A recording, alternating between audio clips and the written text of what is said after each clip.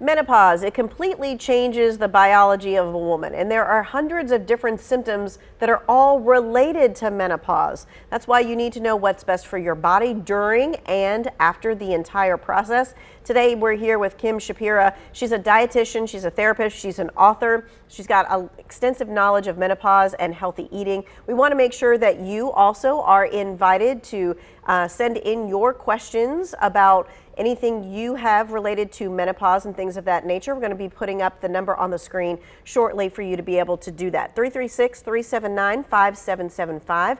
Remember, you get to ask your question anonymously and you get your question answered right here on TV.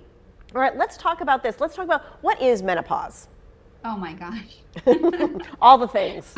Yeah, well, in our lifetime, we actually spend 1/3 of our life in menopause. So each one of these stages changes hormonally. And so we actually experience perimenopause for even up to a decade or longer before we actually hit menopause. And menopause is actually the day where our menstrual cycle has ceased to exist for 1 year. So menopause is just a 1 day situation where we celebrate. It's the end of an event and the beginning of the rest of our life where we don't have these hormones that are very, very protective against many different diseases. Okay, so as we're going through the menopause time, it's premenopause, menopause, perimenopause. So we're talking about, it can be like 20 years. It can be 20 years. Okay, that is not what any of us want to hear, but yes, okay. Because we're thinking we can get through it in 1 year. Let's talk about how menopause changes everything when it comes to giving us risks for other diseases and things. Yeah, so when we are perimenopausal and menopausal, we actually are at higher risk for problems like osteoporosis, heart disease like heart attack or stroke. Our blood sugar gets out of whack, mood disorders become higher. We don't think as clearly. Like there's thyroid issues. I mean, pretty much every one of our organs are affected by lack of estrogen. Okay, and so all of these different things play in, which a lot of times people just think, oh, it's just a hot flash or it's just, sleepless nights, but it really is so much more than that. Joint pain, muscle pain, it's foggy brain, it's hair loss, it's itchiness. There's so many issues. And people, I think, are very scared of the word estrogen in general. And estrogen is very healthy for our body. But there are lots of ways in which the estrogen gets stuck in pathways, which then becomes a problem for our body. And so that we need to be able to clear bad estrogen, but good estrogen is great. Okay, so we can talk more about that. I'm sure we're going to have some questions on that as well. A lot of women, especially around that menopause time, the weight gain is something that is a very normal thing. Of course, normal doesn't mean that we like it. So, and then that we kind of go to these things where let's have this diet or that diet that's going to be able to do that. What kinds of foods should we be eating to lower our risk of the diseases, but also just keep us healthy? I mean, that's so loaded because you just asked a million questions that are all so, so important. First, when we start gaining weight, we notice it in our belly mostly, and our muscle mass changes, especially around the breast area.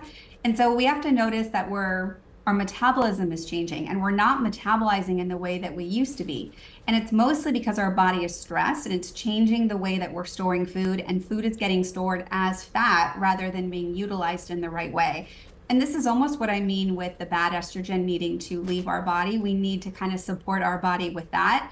When our body is stressed at all from, being afraid of somebody walking past us, or from being worried about what we're going to have for dinner next week, or being in physical pain, or lack of sleep, or having hormonal shifts, any of these stresses are going to increase our cortisol levels. And our cortisol levels are going to say, we're at risk for a war right now. We need to change the way we metabolize things and start holding on to things just so we have it in case there's a famine.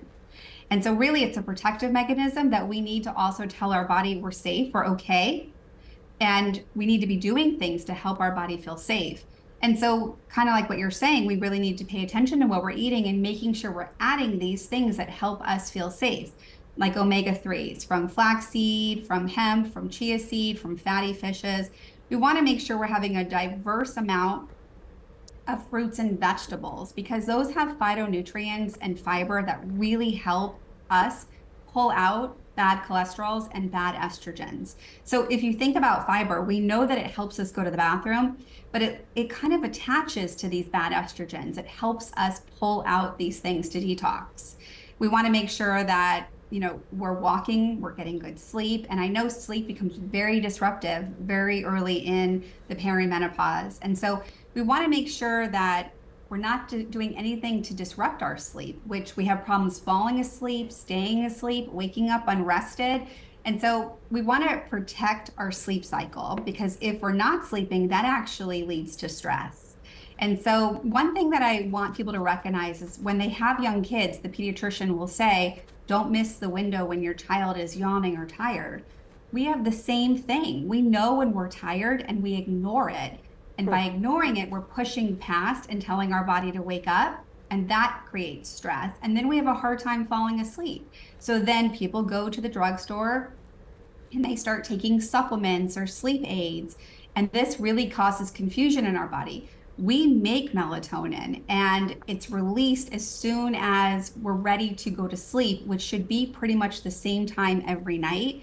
When we take an over-the-counter supplement, we're actually telling our brain to stop making melatonin. And melatonin, sorry, there are my dogs.